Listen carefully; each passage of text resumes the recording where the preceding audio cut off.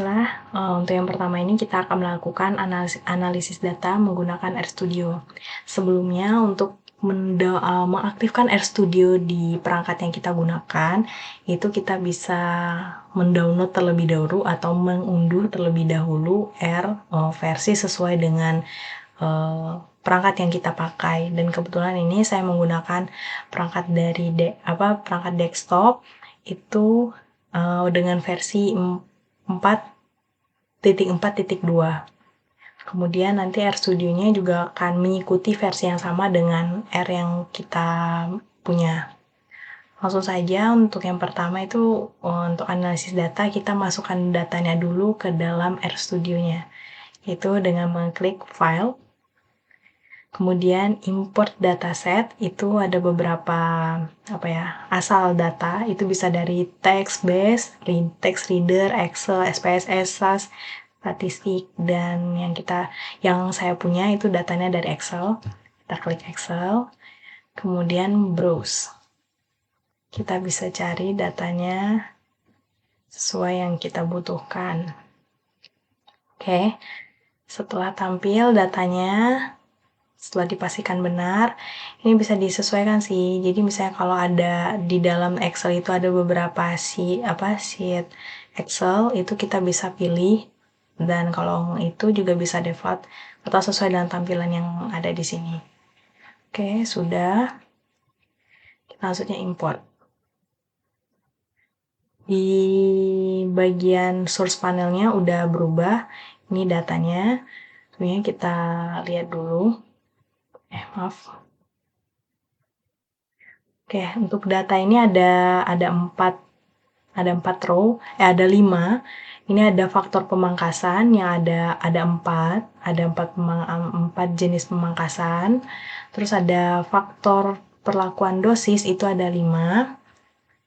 Kemudian kelompok ini menurut beberapa sumber dari tontonan YouTube dan juga terutama YouTube, itu banyak orang yang menuliskan kelompok, ada juga yang menuliskan kombinasi, ada yang menuliskan ulangan. Itu tergantung. Kali ini saya tulisnya kelompok. Kemudian ini ada 2 variabel terikat, ada BB yaitu berat buah dalam satuan kilogram, dan JB yaitu jumlah buah. Langsung saja kita kecilkan lagi source panelnya. Jadi di bagian konsol ini udah ada muncul ya tempat data ini di mana, itu di folder Pascasarjana. Oke, untuk langsung memulainya, ini kan data ini berupa data rancangan acak kelompok faktorial. Jadi kita akan sort di konsolnya RAKF tanda kurang dari tanda minus itu ke lapa nama filenya, enter. Kemudian kita klik lagi, sudah bisa, apakah sudah bisa, muncul, enter. Jadi nanti di bagian konsol, data yang ada di source panel ini akan ada di sini, yang menunjukkan adanya 20 kombinasi perlakuan. Di sini 20, udah 20, terus juga sama seperti yang di source panel. Kemudian setelah ini sebenarnya bisa aja langsung melakukan uji ANOVA. Namun kita bisa juga lakukan pengecekan atau konversi data. Ini difungsikan sebagai, misalkan kalau di dalam data hasil analisis hasil ANOVA-nya itu ada yang berupa huruf gitu. Data-data yang berupa huruf itu bisa terbaca dan insya Allah bisa dilakukan uji lanjut. Dan untuk skripnya bisa kita cari melalui bantuan ChatGPT ataupun melalui buku panduan-panduan lainnya, atau bisa dari tontonan YouTube. Untuk pengecekannya ini saya referensi dari YouTube.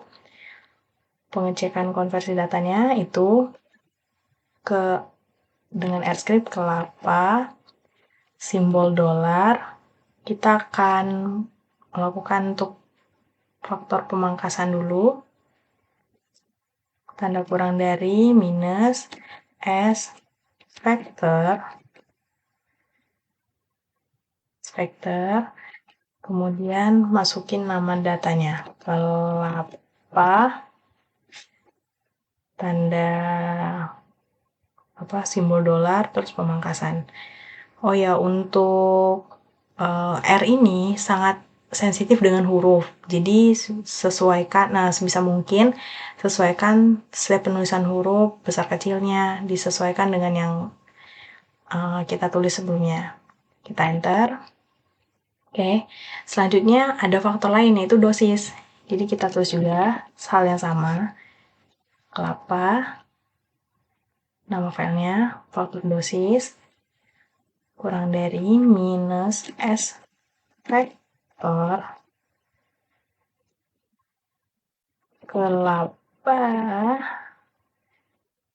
kelapa dosis. Oke, enter lagi. Selanjutnya ada kan faktornya udah nih, pemangkasan dan dosis. Kita lanjut lagi untuk yang faktor, bukan faktor kali ini, yaitu adalah bagian hasilnya, yaitu berat buah dan jumlah buah. Tapi kali ini saya akan menunjukkan yang untuk video ini, saya akan tunjukkan yang bagian berat buah saja. Jadi kelapa, simbol sains dolar, kemudian berat buah, terus S numerik, karena dia kan angka nih, jadi agak jadi pembeda gitu, karena takutnya jadi bisa terbaca gitu hasilnya. Terus BB sama aja, cuman bedanya S dot vector sama S dot numerik. Oke, selanjutnya enter. Oke, nah setelah ini kita bisa langsung kayak cek gitu loh, bisa klik str, nama filenya kelapa. Nah, jadi ini udah di ini nih, udah ada hasil data frame-nya ini, jadi udah dilihat bahwa faktornya itu 4 faktor pemangkasan kelompok gitu, pemangkasan dan dosis, dan sisanya adalah numerical. Oke, yang paling penting itu ada 2 faktor ini. Oke, selanjutnya kita akan lakukan uji ANOVA.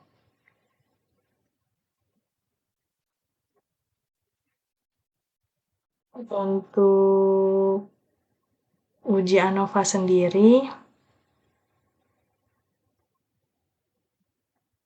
itu caranya menggunakan script ANOVA kurang dari minus AOV buka kurung, itu masukin tuh, kita kan mau cari untuk mencari ANOVA berat buah, berarti BB, sains tak hingga, kemudian masukin kelompok plus pemangkasan plus dosis plus lagi pemangkasan plus lagi dosis, koma, data. Nih, kalau ada yang muncul gini, saya klik di sini, data sama dengan nama datanya kelapa. Jangan lupa nama datanya. Oke, enter. Selanjutnya kita akan lihat hasilnya. Itu klik summary ANOVA. Oke, baiklah. Oke, nih. Jadi ini hasil ANOVA-nya dari data berat buah. Jadi ini ada hasilnya itu signifikan, ada 2 nih, kelompok dan juga dosis. Tapi kita hanya baca yang dosis saja. Jadi untuk faktor pemangkasan ini tidak ada simbol bintang di sampingnya. Jadi itu menandakan bahwa tidak ada kesigifikanan atau disimbolkan bahwa pemangkasan itu tidak memiliki efek yang signifikan terhadap variabel berat buah.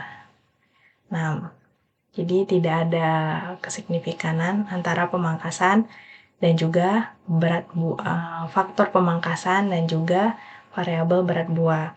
Namun untuk dosis, faktor dosis ini menunjukkan sangat signifikan, di mana ada bintangnya 3, itu nilainya itu kurang dari 0,01, yang berarti ada perbedaan yang signifikan terhadap dosis pupuk dengan berat buah. Jadi antara dosis pupuk dan berat buah itu ada kesignifikanan.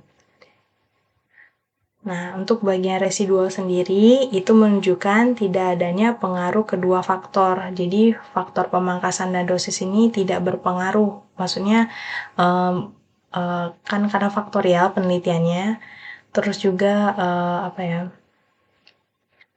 karena dia kedua faktornya tidak ada pengaruhnya. Jadi hanya ada satu faktor yang berpengaruh dalam variabel berat buah, dan tetapi menunjukkan varians yang dalam data yang cukup baik. Jadi varians data ini bukan cukup baik. Jadi 12. Jadi ini kodenya itu kan kalau bintang 3 itu 0, kurang dari 0,001. Itu menandakan perbedaan yang sangat signifikan. Selanjutnya, itu dapat kita lakukan uji ANOVA. Nah, untuk uji ANOVA sendiri, itu kita pakai package namanya Agricola. Kita bisa cek di sini, package-nya di sini, apakah ada Agricola? Wah, ada. Jangan lupa diaktifkan. Kita bisa aktifkannya di sini. Bisa juga langsung dicentang atau bisa di sini juga. Klik library. Di sini Agricola. Enter. Udah aktif, udah tercentang juga.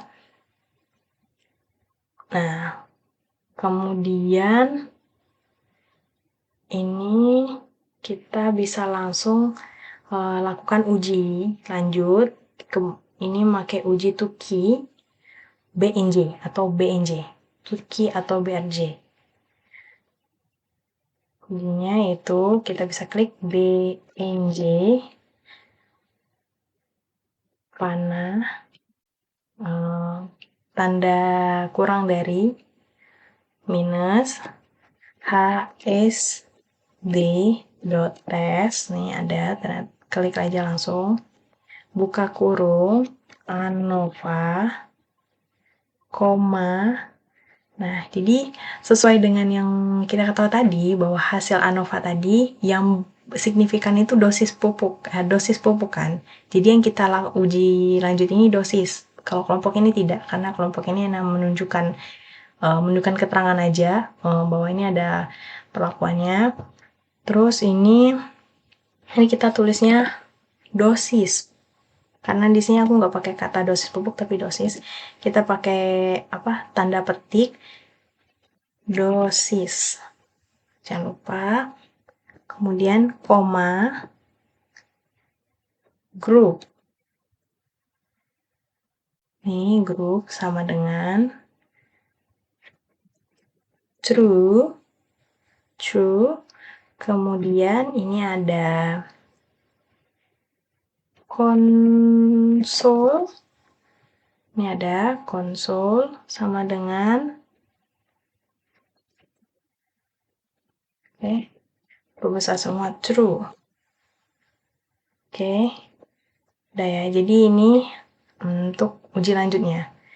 BNJ tanda kurang dari min HSD test, buka kurung ANOVA, koma dosisnya dalam tanda petik, koma grup sama dengan true, koma konsul sama dengan true. Oke, kita coba untuk uji lanjut. Kita klik enter. Muncul hasil uji lanjutnya dari sini. Studi ANOVA, dosis HSD test for baby. Ini uji lanjut untuk berat buah. Mean square error-nya itu nilainya di sini. Ini dosis rata-rata. Oke, ini bisa diketahui. Selanjutnya, hasilnya ini bagaimana? Kita dapat baca hasilnya bahwa kita langsung berfokus ke sini ya, yang di bagian paling bawah yang ada signs-nya A, B, C, C, D ini. Jadi, dapat kita ketahui bahwa kita mulai dari sini aja. MSD ini bisa dibaca. Ini MSD ini minimum signifikan difference. Jadi, perbedaan signifikan minimum, di mana ini ada nilainya 0,1198294. Itu menunjukkan perbedaan minimal yang signifikan antara rata-rata bobot buah dan dua dosis pupuk yang berbeda. Jadi ada perbedaan yang kecil antara setiap perlakuan pupuk ini, dosis pupuk ini punya perbedaan yang kecil, sekitar 0,11. Nah, untuk treatment with the same letter are not significantly different. Jadi memang tidak ada perbedaan yang terlalu signifikan. Jadi bisa diketahui bahwa untuk yang D4 ini,